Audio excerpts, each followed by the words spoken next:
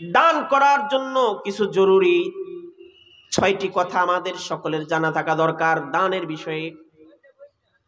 এই দানটা হচ্ছে আল্লাহ তাআলার হুকুম। 1 নাম্বার কথা, দান কার হুকুম? সূরাতুল বাকারা 195 নম্বর আয়াতে আল্লাহ তাআলা বলেন, وَأَنفِقُوا فِي سَبِيلِ اللَّهِ وَلَا تُلْقُوا بِأَيْدِيكُمْ إِلَى التَّهْلُكَةِ। বাছাই করে সৌভাগ্যবান বানিয়ে জান্নাতের বাগানে বসার মহা সাফল্য দান করলেন। এজন্য আমরা সকলে কালিমাতুশ শুকর আদায় করছি, সকলে পড়ছি আলহামদুলিল্লাহ। রব্বানা লাকাল হামদ হামদান কাসীরান তাইয়িবান মুবারাকান ফীহি ইয়া রাব্বি লাকাল হামদু কামা ইয়ানবাগি লিজালালি ওয়াজহিক ওয়া আযীমি সুলতানিক। আল্লাহ তাআলা আমাদের এই প্রশংসাকে কবুল করে নিক, বলেন আমিন। আমরা কার প্রশংসা করলাম? আল্লাহ প্রশংসা করলে খুশি হন কে? বেজার হন কে? এত আস্তে বললে কি বোঝা যায়? যে শয়তানরাও বেজার করতে চাই না, আল্লাহরও খুশিতে বঞ্চিত করতে চাই না। বিষয়টা কি তাই? আল্লাহকে খুশি করার জন্য আবার সকলে একসাথে বলছি আলহামদুলিল্লাহ। শয়তান চায় না আমরা আল্লাহর প্রশংসা করি। আল্লাহর প্রশংসা করলে লাভ আমাদের। আল্লাহ তাআলা বলেন, লা ইন শাকারতুম লাযীদান্নাকুম ওয়া লা ইন কাফারতুম ইন্না আযাবি লাশাদীদ। কেউ যদি আমার নিয়ামতের শুকরিয়া করে আমি তাদেরকে আমার নিয়ামত আরো বাড়িয়ে দেই। সুবহানাল্লাহ। কেউ যদি আমার নিয়ামতের কুফরি করে আমি তার কাছ থেকে আমার নিয়ামতকে ছিনিয়ে নিই। এখন আল্লাহর নিয়ামত পাওয়ার পর বেশি বেশি শুকরিয়া করা দরকার আছে না নাই? আল্লাহ তাআলা আমাদের এই প্রশংসাকে কবুল করে নিক, বলেন আমিন। সম্মানিত হাজিরিন, সময় খুব কম, অল্প সময়ে অধিক কথা বলা লাগবে। যতটুকু কথা বলবো আল্লাহ তাআলা যেন আমাদের সকলের হেদায়েতের জন্য কবুল করেন, বলেন আমিন। আমি আপনাদের সম্মুখে কোরআনে কারীমের 114টি সূরার মধ্যে ধারাবাহিকতার দিক থেকে 57 নম্বর সূরা আমি আপনাদের সম্মুখে উপস্থাপন করেছি। ওই সূরার 10 নম্বর আয়াতে কারিমা তেলাওয়াত করেছি। সূরাটির নাম হচ্ছে সূরাতুল হাদীদ। তাহলে যেই সূরা থেকে আজকে কথা শুনবো সূরাটির নাম কি? সূরাতুল হাদীদ। বলেন সবাই, সূরাতুল হাদীদ। ধারাবাহিকতার দিক থেকে সূরাটির 57 নম্বর সূরা। যে আয়াত থেকে কথা শুনবো আয়াত হচ্ছে 10 নম্বর আয়াত। তাহলে আমরা কি বিষয়টা ক্লিয়ার কিনা? যে সূরা থেকে কথা শুনবো এই সূরার নাম কি? সূরাতুল হাদীদ। ধারাবাহিকতার দিক থেকে এই সূরার নাম্বার হচ্ছে 57 নাম্বার, আয়াত নাম্বার কত? 10। এই সূরা হাদীদ, হাদীদ শব্দের অর্থ হচ্ছে লোহা। লোহা চিনেন নাকি? এই লোহার নামে আল্লাহ তাআলা একটা সূরা দিলেন। এখন আমাদের দেশে লোহা মার্কা মানুষ আছে না নাই? কথা বলেন। কামার লাট হাতুড়ি দিয়ে পেটানোর পরেও লোহা কি বলে? যেই সেই, ঠিক না? এটা আমাদের সকলের প্রচলিত কথা। আল্লাহ তাআলা এখানে কোরআনে কারীমের মধ্যে সূরাতুল হাদীদ দিলেন। হাদীদ মানে লোহা। লোহা কিন্তু এই জমিনে নাই, জমিনে ছিল না। আল্লাহ তাআলা এই লোহাকে নাজিল করেছেন। সুবহানাল্লাহ। লোহাকে কে নাজিল করেছেন? আল্লাহ তাআলা। এখন এই সূরা থেকে আজকে কথা শুনবো। যে আয়াতে কারিমা তেলাওয়াত করেছে আল্লাহ তাআলা বলেন কি দেখেন, ওয়ামা লাকুম আল্লা তুনফিকু ফি সাবিলিল্লাহ। ওমা লাকুম, কি হলো তোমাদের, কি সমস্যা তোমাদের? আল্লা তুনফিকু, তোমরা আল্লাহ তাআলার তোমরা খরচ করছো না ফি সাবিলিল্লাহ, আল্লাহ তাআলার রাস্তায়। কি সমস্যা তোমাদের? কি হলো যে তোমরা আল্লাহর রাস্তায় খরচ করছো না? কথাটা বলছেন কে? আওয়াজ করে বলেন। এবার আল্লাহ তাআলা বলেন ওয়ালিল্লাহি মিরাসুস সামাওয়াতি ওয়াল আরদ। অথচ তোমরা জানো আসমান আর জমিনের সমস্ত মালিকানা উত্তরাধিকারী কিন্তু আল্লাহ। এই সমস্ত আসমান, সামাওয়াত, সপ্ত আকাশ আর জমিনের সমস্ত কিছুর মালিকানা কার হাতে? এটার মালিক কে? আল্লাহ ছাড়া কি কেউ আছে? আল্লাহ তাআলা বলেন লা ইয়াস্তাবি মিনকুম মান আনফাকা মিন ক্বাবলিল ফাতহি ওয়া কাতাল। বিজয় এবং যুদ্ধ হয়ে যাওয়ার পরে যদি তোমরা সহযোগিতা করো আর বিজয় হওয়ার আগে যদি সহযোগিতা করো, দুইটা সমান নয়। আপনার অর্থ দিয়ে যদি উপকৃত হয় এটার যেমন সওয়াব, আবার আপনি অর্থ সহযোগিতা দিলেন, দান করলেন, কিন্তু যে সময় খুব প্রয়োজন ছিল ওই সময় দান না করতে পেরে আপনি পরে দান করলেন, দুইটার মর্যাদা কি নয়? সমান নয়। এটা কার কথা? আল্লাহ তাআলা বলেন লা ইয়াস্তাবি মিনকুম মান আনফাকা মিন ক্বাবলিল ফাতহি ওয়া কাতাল। দুইটা সমান নয়। যে সময়ে আল্লাহর রাস্তায় দান করা প্রয়োজন ওই সময় দান না করে পরে দান করলেন, যে সময় প্রয়োজন ততটা নাই। দুই জায়গার দুই সময়ের সহযোগিতা কিন্তু সমান নয়। তবে আল্লাহ তাআলা কি বলছেন দেখেন, আল্লাহ তাআলা বলেন উলাইকা আ'যামু দারাজাতাম মিনাল্লাযীনা আনফাকু মিন বা'দু ওয়া কাতালু। তবে আল্লাহ তাআলার কাছে আগে পরে যাই দান করুক, দুইটার জন্যই আল্লাহ তাআলার কাছে প্রতিদান আছে। তবে দুইটার মর্যাদা কি নয়? সমান নয়। ওয়াকুল্লা ওয়া'দাল্লাহুল হুসনা।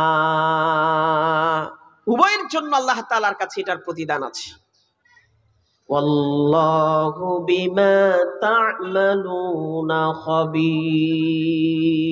তোমরা যা করছো আল্লাহ তাআলা সমস্ত বিষয় খবর জানেন। 11 নম্বর আয়াতে আল্লাহ তাআলা বলছেন মান যাল্লাযী ইউকরিদুল্লাহা করদান হাসানা। কে আছো? কে আছো আল্লাহ তাআলাকে কর্জে হাসানা দিবা? আর যদি তোমরা আল্লাহ তাআলাকে কর্জে হাসানা দাও, আল্লাহ তাআলা বলেন ফায়ুদাইফাহু লাহু। আল্লাহ ওই দানটাকে বহু গুণে আল্লাহ তাআলা বাড়িয়ে দিবেন। ওয়ালাহু আজরুন কারীম। এমন ব্যক্তিদের জন্য আল্লাহ তাআলা বলেন তাদের জন্য রয়েছে সম্মানজনক প্রতিদান। সুবহানাল্লাহ। এই ছিল আমার তেলাওয়াত কিতাবের অনুবাদ। যে হাদিসটি তেলাওয়াত করেছি হাদিসটির অনুবাদ হচ্ছে আবু হুরায়রা রাদিয়াল্লাহু তাআলা আনহু থেকে বর্ণিত। তিনি বলেন রাসূল সাল্লাল্লাহু আলাইহি সাল্লাম বলেছেন, আল্লাহ তাআলা বলেন, হাদিসটি হলো হাদিসে কুদসি, যে হাদিসের মধ্যে আল্লাহ বলেছেন এই কথা উল্লেখ আছে ওই হাদিসকে বলা হয় হাদিসে কুদসি। হাদিসে কুদসি অর্থাৎ যে হাদিসে আল্লাহ বলেছেন এই কথা উল্লেখ আছে।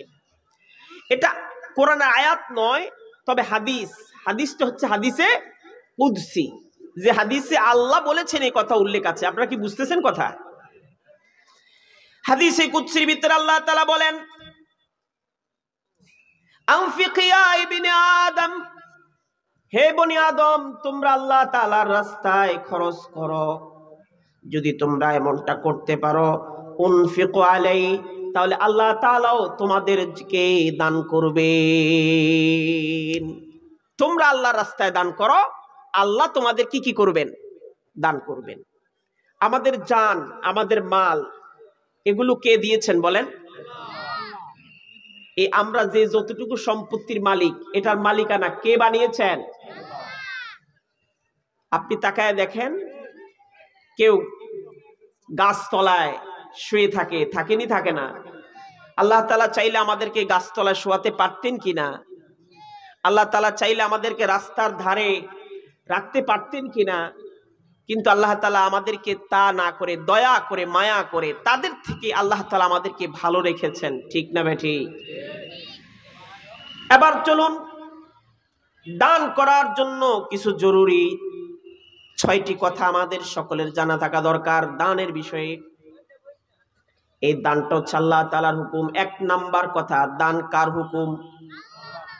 সূরাতুল বাকারা 195 নম্বর আয়াত আল্লাহ তাআলা বলেন, وَأَنفِقُوا فِي سَبِيلِ اللَّهِ وَلَا تُلْقُوا بِأَيْدِيكُمْ إِلَى التَّهْلُكَةِ وَأَحْسِنُوا إِنَّ اللَّهَ يُحِبُّ الْمُحْسِنِينَ। বলেন আল্লাহু আকবার। তোমরা আল্লাহর পথে সম্পদ ব্যয় করো, সম্পদ আঁকড়ে ধরে নিজেদের হাতেই নিজেদের ধ্বংসের অতলে তোমরা নিক্ষেপ করো না, এবং তোমরা মানুষের সাথে অনুগ্রহ করো। অবশ্যই আল্লাহ তাআলা অনুগ্রহকারী ব্যক্তিদেরকে ভালোবাসেন। সুবহানাল্লাহ। তাহলে আল্লাহ বললেন যে তোমরা তো আল্লাহর পথে তোমাদের অর্থ সম্পদ কি করো? ব্যয় করো। তোমরা আঁকড়ে ধরে রেখে তোমরা কি করো না? নিজেদেরকে ক্ষতির মধ্যে নিপতিত করে দিও না। 2 নাম্বার, দান করলে, দান করার বিষয়ে রব্বুল আলামিন বলেন, মুসিবতের দিন, বিপদের দিন আসার পূর্বে তোমরা আল্লাহর রাস্তায় দান করো। সবচেয়ে বড় মুসিবতের দিন হচ্ছে কিয়ামতের দিন, যেদিন ইয়াউমা ইয়াফিরুল মারউ মিন আখিহি ওয়া উম্মিহি ওয়া আবি ওয়া সাহিবাতিহি ওয়া বানি। কিয়ামতের দিনটা এমন কঠিন একটা দিন, এমন বিপদের দিন, এমন মুসিবতের দিন, ব্যক্তি তার ভাই থেকে পালিয়ে যাবে। ইয়াউমা ইয়াফিরুল মারউ মিন আখি ওয়া উম্মিহি ওয়া আবি, মা বাবা থেকে সন্তান পালিয়ে যাবে। ওয়া সাহিবাতিহি ওয়া বানি, মা বাবা তার সন্তান থেকে পালিয়ে যাবে, সন্তান তার মা বাবা থেকে পালিয়ে যাবে।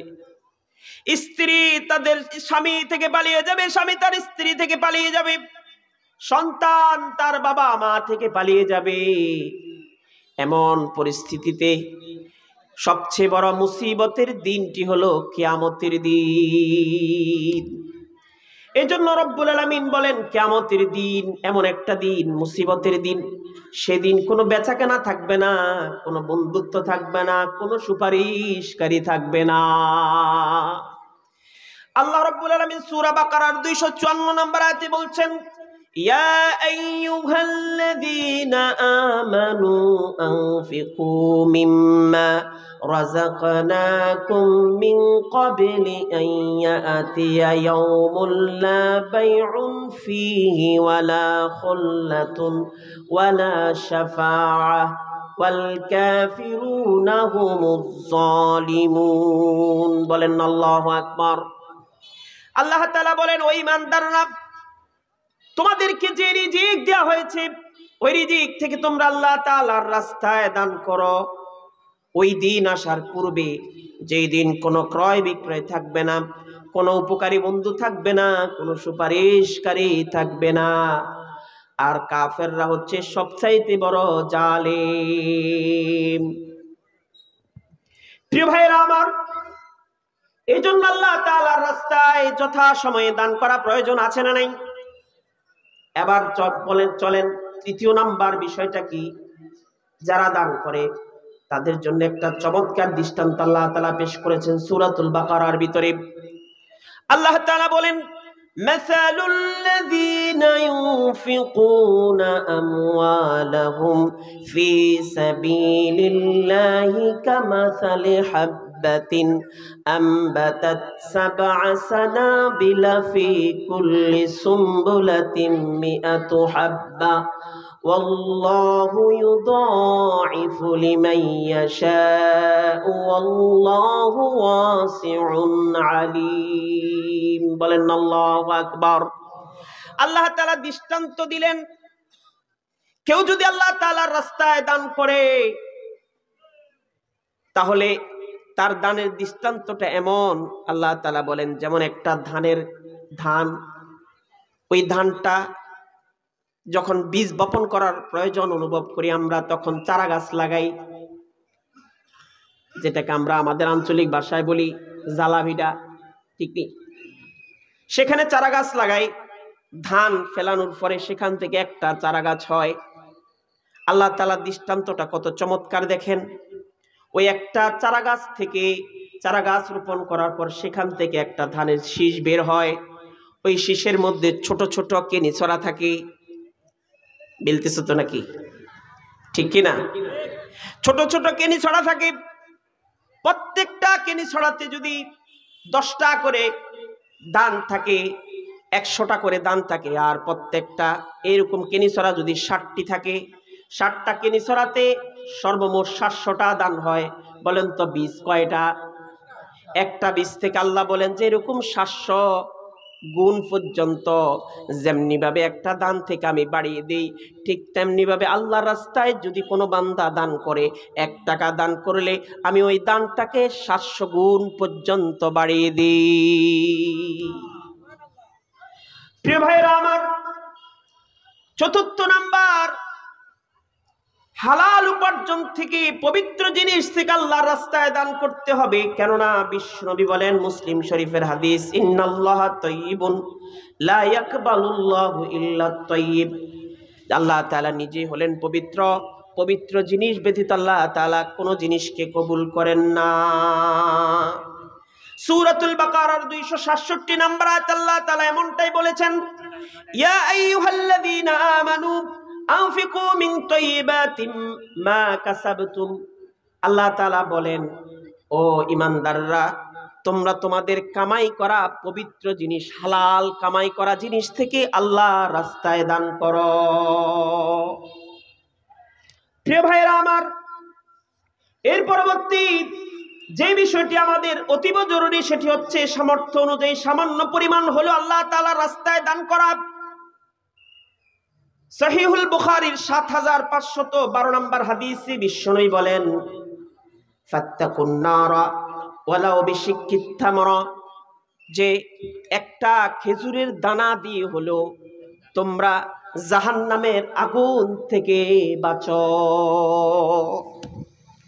জাহান্নামের আগুন থেকে বাঁচার কথা বলছেন সহিহুল বুখারীর ৭৫১২ নম্বর হাদিসে বিশ্বনবী বলেন, ফাত্তাকুন নার, তোমরা আগুন থেকে বাঁচো, ওয়ালাউ বিশিক্কিত তামরা, তোমরা যদি একটা খেজুরের দানা দিও হয়, তা দিয়ে হলো তোমরা জাহান্নামের আগুন থেকে বাঁচো।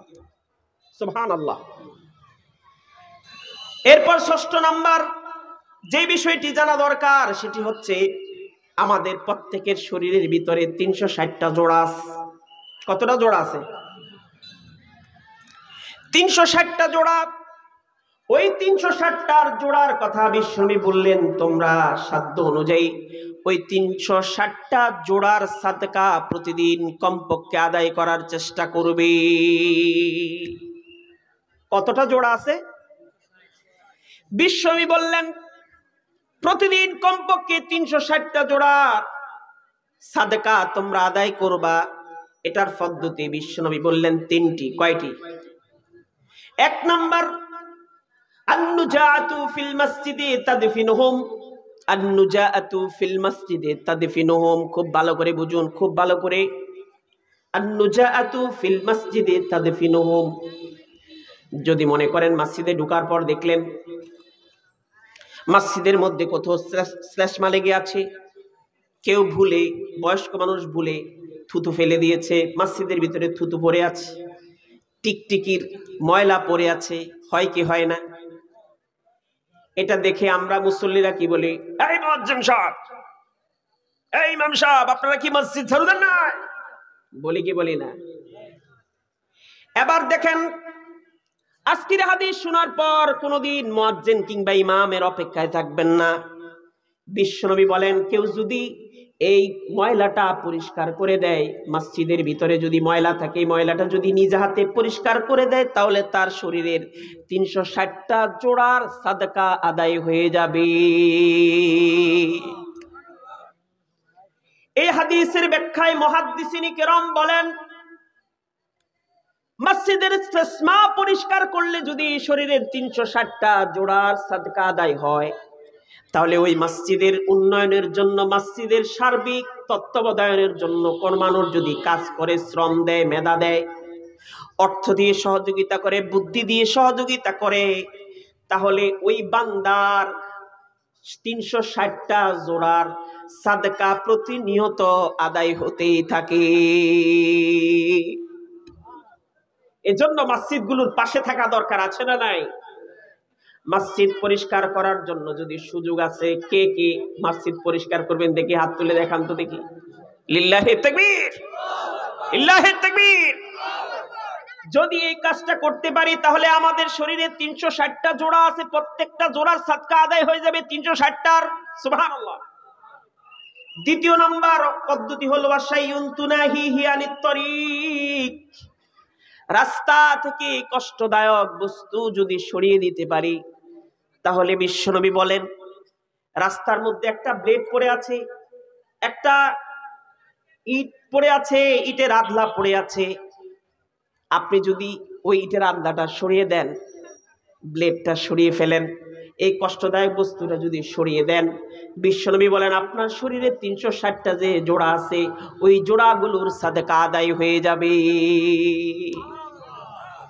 এই হাদিসের ব্যাখ্যায়, এই কথার ব্যাখ্যায় মুহাদ্দিসিনে কেরাম বলেন, ঠিক তেমনি ভাবে কেউ যদি সমাজ উন্নয়নমূলক কাজ করে, রাস্তাঘাট মানুষের উপকারের জন্য কাজ করে, মানুষ যেখানে পানি পায় না পানির ব্যবস্থা করে দেয়, টিউবওয়েলের ব্যবস্থা করে দেয়, রাস্তাঘাট ভেঙে আছে রাস্তা নির্মাণ করে দেয়, এরকম যুবক শ্রেণী আছে না নাই? যারা, যে যুবকরা রাস্তার মধ্যে এরকম গর্ত পড়ে আছে, নিজেরা নিজ উদ্যোগে গর্তটা বন্ধ করে দিয়েছে, ওই যুবকদের জন্য 360টা জোড়ার সাদকা আদায় করার সব তার আমল নামায় এসে যাবে। আবার দেখেন, এই গর্ত ফুরায় দেখা আবার চান্দা শুরু করে দিয়েন না। করে কি করে না? দরকার নেই, করবেন না। আল্লাহর সন্তুষ্টির জন্য কিছু কাজ ছেড়ে দেন না। হাল্লাকা সিররুন ইনদাল্লাহ বাইনাকা আনতা ওয়া বাইনাল্লাহ। তোমার কি এমন কোন গোপন আমল আছে নাকি যা আল্লাহ এবং তুমি ছাড়া কেউ জানে না, শুধু রবের সন্তুষ্টির জন্যই তুমি করেছ? এমন কিছু আমল আমাদের করা দরকার। হাল্লাকা সাদাকাতুন তাকফা, এমন কোন গোপন দান তোমার আছে নাকি? লা ইয়ালামু ইল্লাল্লাহ, যে দানের খবর আল্লাহ ছাড়া আর কেউ জানে না। এমন আমল করা দরকার আছে না নাই? তৃতীয় নাম্বার, যে আমলটি করলে 360টা জোড়ার সাদকা আদায় হবে, ফাইন লাম তাজিদ যালিক, যদি এরকম সুযোগ না পায়, তাহলে ফারাকাতুদ দুহা তুজজিউ যালিক, তাহলে দোহার নামাজ, যেটাকে আমরা বাংলা ভাষায় বলি সাস্তের নামাজ, 2 রাকাত সালাত আদায় করলে 360 জোড়ার সাদকা আদায় হয়ে যাবে। সুবহানাল্লাহ। এই 6টা কথা বলার পরে